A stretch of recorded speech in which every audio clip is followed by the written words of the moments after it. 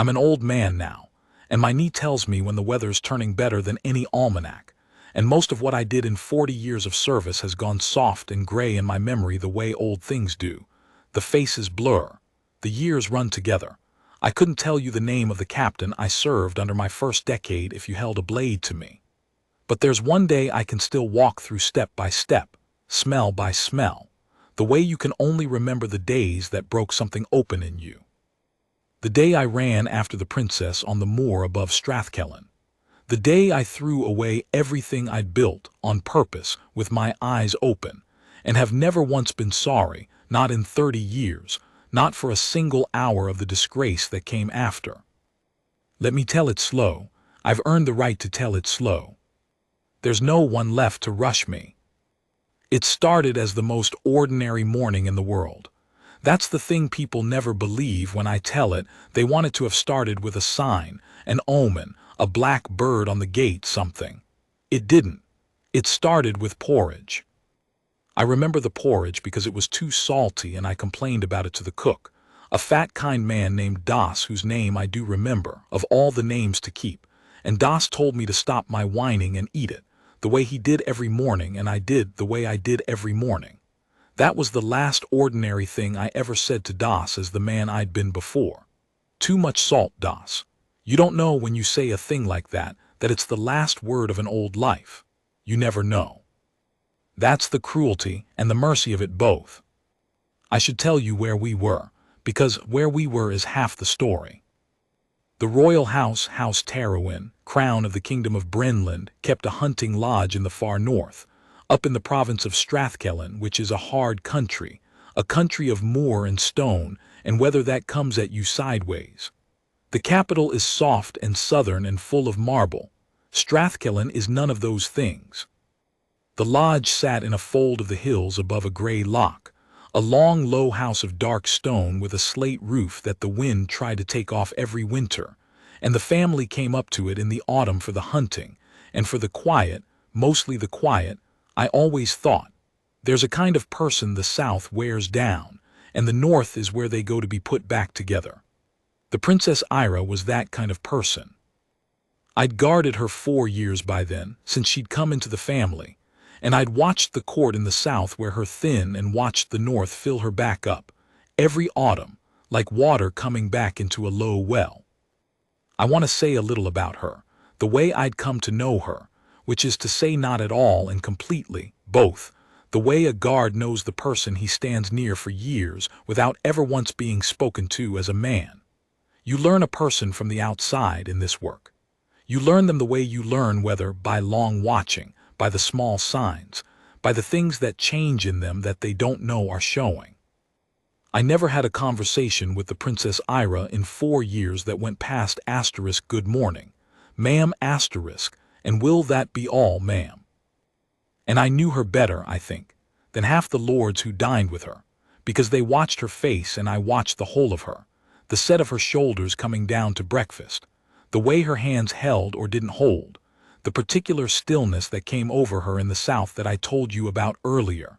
The stillness I'd first mistaken for coldness and learned was the opposite, was a person holding very still because stillness was the only privacy a watched woman had left. They watch you all the time, the great folk. People think it's a gift to be royal, to have 100 eyes on you, and it is a kind of prison. And I came to understand over 4 years that the Princess Ira lived most of her life in that prison of eyes, performing being looked at, being the princess, being fine, every hour of every day in the South. And in the North it would come off her. That's the thing I watched, 4 autumns running. We'd come up to Strathkellan, and for the first day or two she'd still be carrying it, the southern stillness, the performance, the held shoulders. And then the country would start to work on her. I'd see it. By the end of the first week she'd be walking the moor alone, and the walking did something. The wind and the emptiness and the not being watched. Out there on the moor there was no one to perform for but the sky. And the sky doesn't care. The sky is the one thing in a royal life that doesn't want anything from you. And she'd come back from those walks with her shoulders down, easy, her face open in a way it never was in the South. A young woman instead of a princess. And I'd think every autumn, watching her come back through the garden gate looking 10 years younger than she'd looked stepping off the southern road. There. That's her. That's who she is under all of it. The moor gives her back to herself. So when I tell you that the danger up north was low, and the family had granted her those solitary walks, I want you to understand it wasn't only the low danger. It was that someone, somewhere above me, had understood what I'd understood from watching, that those walks were the thing keeping her whole, that the moor was the one place the princess got to stop being the princess, and that to take that from her, to crowd her with guards, to fill her one unwatched hour with watching, would be to break the thing the North was mending. They let her walk alone because her walking alone mattered. I approved of it in my small way, in the way an old guard approves of a thing that's both a kindness and a risk and comes down, every time on the side of the kindness. I just never reckoned on the morning the risk came due. You don't. You weigh a thing 100 times and it comes out kindness 100 times and you stop seeing the other side of the scale at all, until the day it drops. I was on the lodge detail that season, which I'd come to think of as the good detail, the easy years, a reward for a long career. Guarding a hunting lodge in the north is not guarding a throne room. The danger's low. The work is mostly weather and boredom and walking the grounds and standing at doors while the family lives its private life behind them. I was past 50 and my fighting years were behind me, and I'd made my peace with the easy detail, with being the steady old hand they posted where nothing happened, where an old man's slowing reflexes wouldn't cost anyone anything. I want you to understand that about me before the rest. I was not a hero. I was a tired old guard on a soft posting, counting down to a pension, and I had every intention of finishing my service the way I'd spent the back half of it, quietly, carefully, without ever once doing anything that would get my name spoken in a room I wasn't standing in. So much for intentions. The morning it happened, after the porridge, after das, I was posted at the east of the lodge, the door that gives onto the kitchen garden and past that the open moor. It was a still morning, which up there is its own kind of warning if you've got the sense to read it. The moor is never still. The wind never stops, and when it does stop it's because something bigger is gathering itself out beyond the hills. I felt it that morning, the stillness, and I remember thinking weather coming, the way you do, and not thinking anything more of it, because weather was always coming and it wasn't my business. My business was the door. I'll tell you what was in my head that morning, standing at the east door, because it's almost funny, given what the morning became. I was thinking about my pension. I was thinking about a small house. There was a place I had my eye on, back in the Midlands where I'd been born, a low cottage with a bit of garden, nothing grand. The kind of place a single old guard retires to and grows beans and complains about the young and dies quietly with no one much to notice. And I'd been totting up, that morning, at the east door in the still cold air, whether my pension would stretch to it. I'd done the sum 100 times. It stretched just if nothing went wrong, if I finished clean, if I drew my full ranks pension at the end of a clean career. That was the whole of my ambition at 53. A cottage, some beans, a clean finish.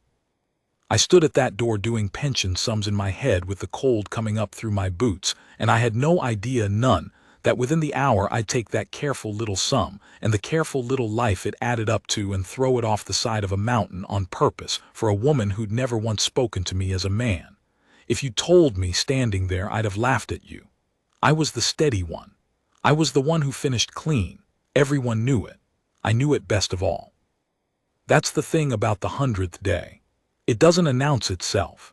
It comes dressed as the most ordinary morning of your life, while you're doing pension sums and tasting salt and thinking about beans, and it walks right past you before you understand it's come. And then the princess came out of the lodge alone, on foot, in walking boots and a plain coat, and went past me into the garden and through the garden gate and out onto the moor, alone, walking fast, walking like a person walking away from something. I should have known from the walking. That's the thing I've turned over most these 30 years, that the danger was there to be read in the very first second in the way she walked, if I'd been reading her instead of my pension sums. Because I knew her walk. 4 autumns I'd watched her walk that moor, and her walking was a particular thing, slow and easy and aimless, the walk of a person going out to be unwound, to let the country work on her. That was her moor walk. And this was not that walk. This was fast and straight and hard, head down, shoulders up, the southern shoulders, the held ones, the ones the moor was supposed to bring down, and she went out the garden gate and onto the moor with the southern stillness still locked all through her, not going out to be unwound, but going out to get asterisk away. And the difference was right there in the first 3 steps for anyone watching her instead of their own retirement. I wasn't watching her. I was watching my beans. By the time I understood what her walk was telling me, she was already a small dark figure on the long slope, and the morning had already turned, and the 100th day was already here, and I just didn't know it yet. Now, I have to be careful here, because I've told this story to myself 10,000 times over 30 years, and a story you tell yourself that many times starts to smooth itself out, starts to make you wiser in the moment than you were. So let me be honest about what I actually thought, standing there, watching her go. I did not think asterisk danger. I did not leap into action. The princess walked the moor often. It was one of the things the North gave back to her, those long solitary walks. And there was a protocol for it, a loose northern protocol, nothing like the South. When she walked, a guard followed at a distance, far back out of her way, present but not crowding her, because she'd asked for that. She'd asked years before not to be crowded on her walks, and the family had granted it because the danger up north was low and the princess's peace was worth something. So a guard followed her on her walks, but not me. I was the door guard. The walk guard that morning was a younger man named Bray, and the protocol was that Bray would see her go and fall in behind her at a distance, and I would stay at my door, because that was the arrangement, that was the order, every man to his post. So I stayed at my door. I watched her go out onto the moor, walking fast, and I waited for Bray to fall in behind her, and I went back to thinking about my salty porridge and my knee and the weather that was coming.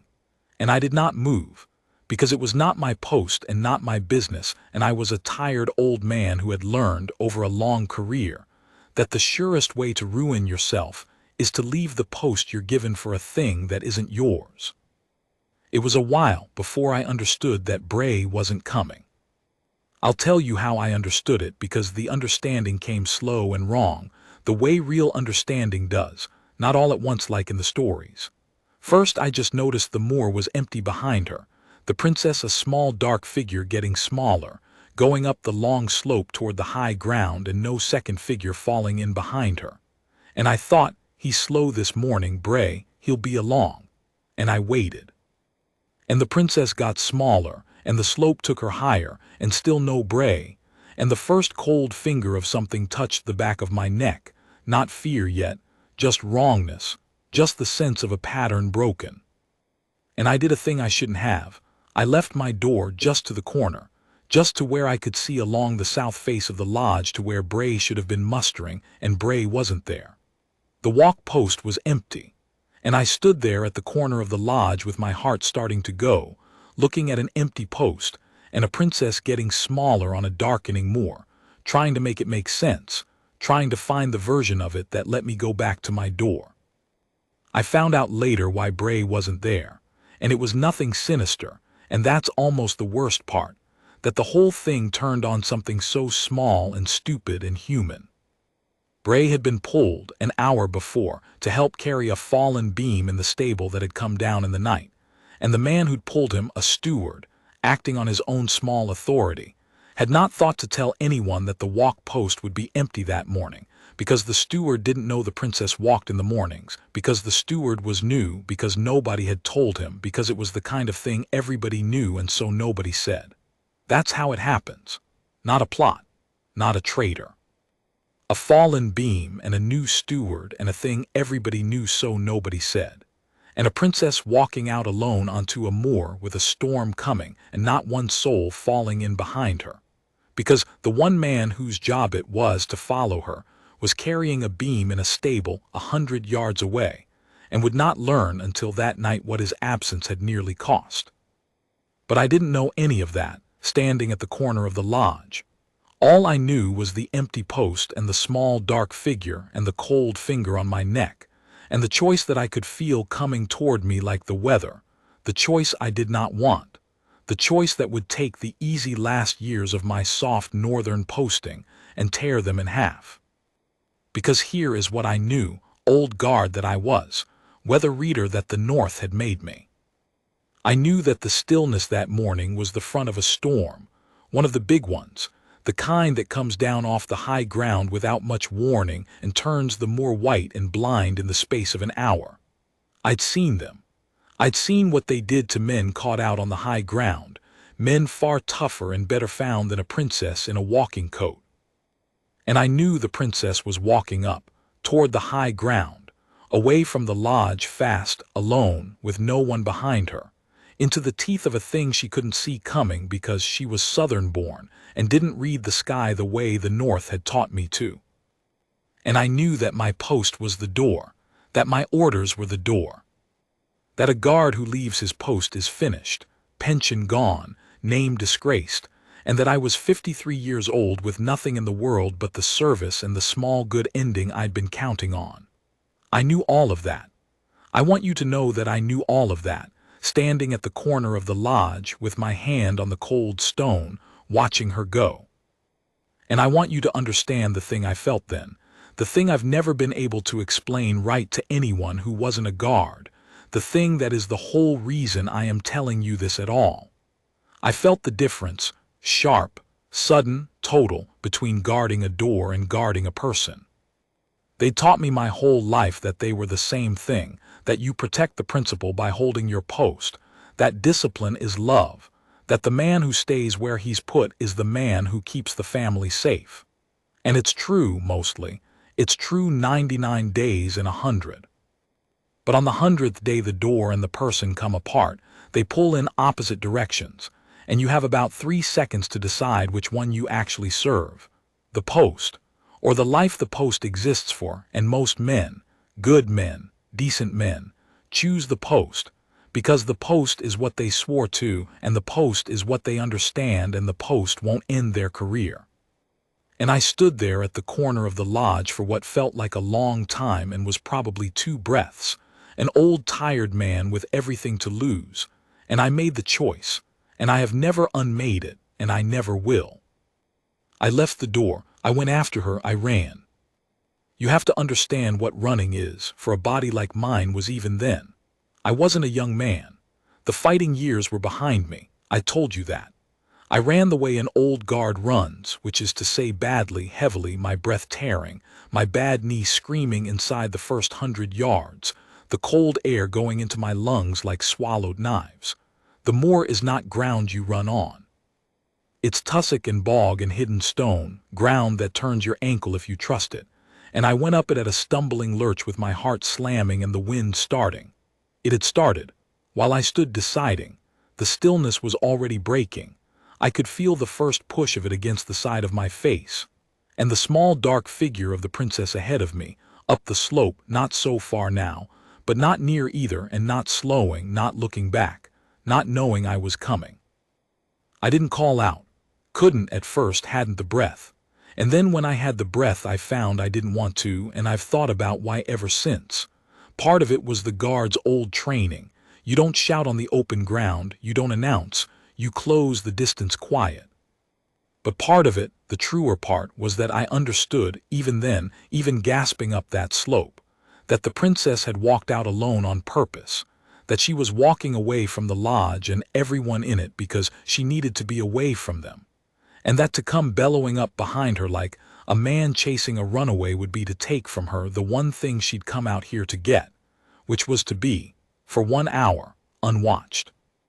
And some instinct in me, something deeper than the protocol, said, don't take that from her, reach her, keep her alive, but don't take it from her until you have to. So I climbed in silence, closing the distance, and the storm came down to meet us. It came the way the northern storms come, faster than a southern person can believe. One moment the high ground ahead was gray and visible. The next it was gone, swallowed, a white wall coming down the slope toward us, and the wind went from a push to a blow to a thing that staggered you, and the temperature fell off a cliff, and the first of the snow came horizontal and stinging, and the world closed into a circle a few yards wide with me in the middle of it, and the princess somewhere just ahead, swallowed, gone. That's when I shouted. When the white came down and took her from my sight, then I shouted her name, her title, anything, into a wind that tore the words off my mouth and threw them behind me, and I heard nothing back. And the fear that came then was not the fear of disgrace, was not the small careful fear I'd been managing all my career. It was the old huge animal fear, the fear of a person dying in front of you and not being able to reach them. And it picked me up and threw me up that slope faster than my body had any right to go. I found her by luck. I'll not dress it up as skill. I found her because she'd stopped. She'd walked into the white, and the cold in some sense had finally told her she was in danger, and she'd stopped and turned, trying to find the way back, and got herself turned around the way you do in a whiteout. And she was standing there in her walking coat that was no coat for this, her arms wrapped around herself, her hair already white with snow, turning in a slow, frightened circle in a world that had become featureless and blind. And I came out of the white almost on top of her, and she startled, and we stood there, the two of us, in the screaming white, an arm's length apart, both of us understanding in the same moment that we were now both in it, both caught, and that the lodge was somewhere below us, in a direction neither of us could any longer point to with certainty. I'm going to tell you what I did, and then I'm going to tell you the why of her being there, because she told me later, when we were waiting out the worst of it, and the why is the part that has stayed with me longest, longer even than the cold. What I did was take off my own coat, the guard's coat, the heavy one, the good wool, and put it around her over her useless southern walking coat. And I did it before I'd thought about it, the way you do the important things, and she tried to refuse it, and I didn't let her, which is the only time in my life I ever overruled a member of the royal family, and I did it by simply being a stubborn old man and not giving her the coat to give back. And then I got us off the high ground. Not down to the lodge. I couldn't find the lodge. The whole world was white, and trying for it blind would have killed us both, walked us off a drop or into the loch. But I knew that country, 4 years of walking it on the easy detail, 4 years of boredom spent learning every fold of those hills, and I knew there was an old stone bothy, a shepherd's shelter, 3 walls and a bit of roof, somewhere on the lee side of the slope we were on, and I found it by memory and by the slope of the ground under my feet, found it half by luck again, and got us into it, out of the worst of the wind, into a dark stone space that stank of old sheep and damp, and was the most beautiful place I have ever in my life walked into, because it was out of the wind, and the wind was killing us, and now it wasn't.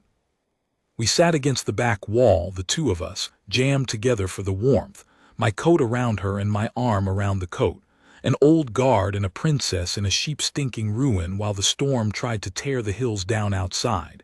And after a long while, when her shaking had eased a little and the first killing edge of the cold had backed off, she talked. I didn't ask her to. I'd never have asked. But people talk in the dark after the fear, when they've been close to it. Something in being that near the end loosens the thing they've been holding. And what she'd been holding came out of her there in the dark, and I have never told another living soul, and I'm only telling you now because I'm old and she's gone, and the secret can't hurt her anymore, and I think it should exist somewhere in some voice before I go too. She'd had news that morning. That was why she'd walked out. A letter had come up from the south on the early rider, and the letter had told her a thing. I'll not write the whole of it even now, even here. Some doors you keep shut out of love, but the shape of it was this. A child. A child she'd wanted for years, a child she and the prince had been waiting and praying and grieving for through loss after loss that the court whispered about and the family never spoke of. The letter was from her physician in the south. And the letter said that the latest hope, the one she'd been carrying north with her like a candle cupped against the wind, was lost too. Another one. Gone. And she'd taken the letter and she'd walked out of the lodge, past me, onto the moor, because she could not be in that house with that news and all those careful watching faces. Could not be the princess being brave about it for one more hour. And she walked up the moor not caring much. I think she didn't say this, but I'm an old man and I heard what she didn't say, not caring very much in that first black hour whether she came back down at all. Not seeking death. I don't mean that. But not minding it either. Walking up into the high ground in a grief so large that the storm coming didn't frighten her, because nothing could be worse than the thing already inside her. Walking up to be alone with a loss too big to carry in a room full of people. And walking, without quite meaning to, toward the edge of not coming back. And an old door guard had left his post and come up after her, and put his coat around her, and found a sheep-stinking ruin in the white, and kept her alive, through an accident of the easy detail, through 4 wasted boring years of learning hills he'd had no reason to learn, through 1 stupid salty bowl of porridge and 1 fallen beam and 1 new steward and 1 old man's refusal, on the 100th day, to keep guarding the door instead of the life behind it. We sat in that bothy 6 hours.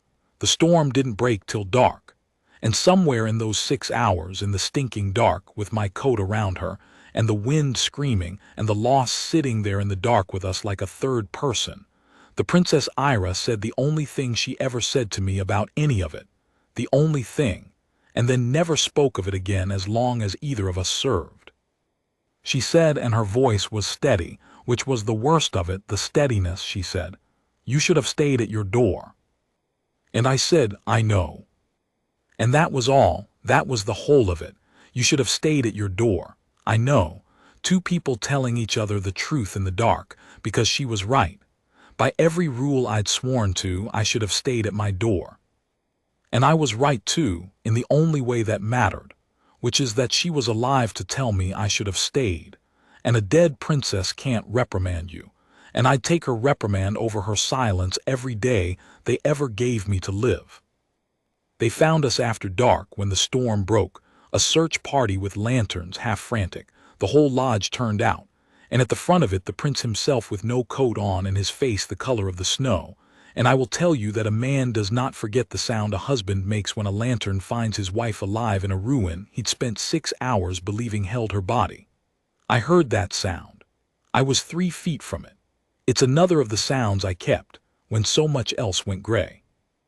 And here is where the story turns from the moor to the thing that came after, which is the part people always want and I always tell last, because the moor is the true story and the after is only the price. I had left my post. That was a fact, and facts in the service are hard things. It did not matter in the cold accounting of the regulations that the walk post had been empty, that the steward had erred, that the storm would have killed her. None of that was mine to weigh. My orders were the east door, and I had abandoned the east door, and a guard who abandons his post in the royal household answers for it, and there is no clause in the book that says asterisk unless he was right. The book doesn't care if you were right. The book cares if you held your post. I knew that going up the slope. I'd known it with my hand on the cold stone at the corner of the lodge. I'd spent the whole choice knowing it. So I answered for it. There was an inquiry. I stood in front of it, an old man who just spent 6 hours keeping a princess alive in a sheep bothy, and I did not defend myself, because there was no defense. I had done the thing, I had left the door, and I would not stand there and pretend the regulations were wrong when they weren't. The regulations are right 99 days in 100, and a service that let every guard leave his post on a feeling would protect no one. I'd broken a good rule for a true reason, and a man who does that should take what comes and not whine that the rule was bad. The rule wasn't bad. I was just that once on the 100th day more right than the rule. Both things are true. I've had 30 years to make my peace with both being true. They stripped me. Not my life, the prince saw to that, I learned later. The prince stood somewhere above the inquiry and made sure the old guard who'd carried his wife out of the storm was not destroyed. but my detail, my rank, the soft good northern posting and the clean ending I'd counted on. I finished my service, the last years of it, back in the South, in the marble, on the low duties they give a man they can't quite punish and can't quite reward. A man who'd done a thing the service couldn't praise without unmaking its own rules and couldn't condemn without becoming a thing it didn't want to be. I stood a lot of empty corridors those last years. I had a lot of time to think. The pension, when it came, was smaller than the one I'd counted on, because rank is pension and they'd taken the rank. I've lived these 30 years a little poorer than I'd planned. I want to be honest about that too, because the stories always leave out the smallness of the cost, the way it isn't a grand tragic ruin. It's just a smaller pension and a colder room and a knee that aches and the slow, ordinary arithmetic of a man who chose the 100th day choice and paid for it in coin for the rest of his life. And I'd do it again. I want that on the record in whatever this is, this telling. I'd do it again with the same bad knee and the same salty porridge and the same 40 years of clean service to throw away. I have never once, not in 30 years of colder rooms, wished I'd stayed at my door. Not once. The princess never thanked me. I want to tell you that because it sounds like a wound and it isn't, and the fact that it isn't is the last thing I understand about that day, the thing it took me longest to understand. She never thanked me. We served in the same house another 2 years before I was sent south, and in those 2 years she never once spoke of the moor, never once met my eye with anything in it, treated me with the same distant courtesy she'd always shown the furniture of her protection, and a younger man would have been hurt by that, and I'll confess the younger part of me was, a little, in the first year. I'd saved her life. I'd thrown away my career for her, and she walked past me as though the bothy had never happened. But I came to understand it in the colder rooms with the time to think.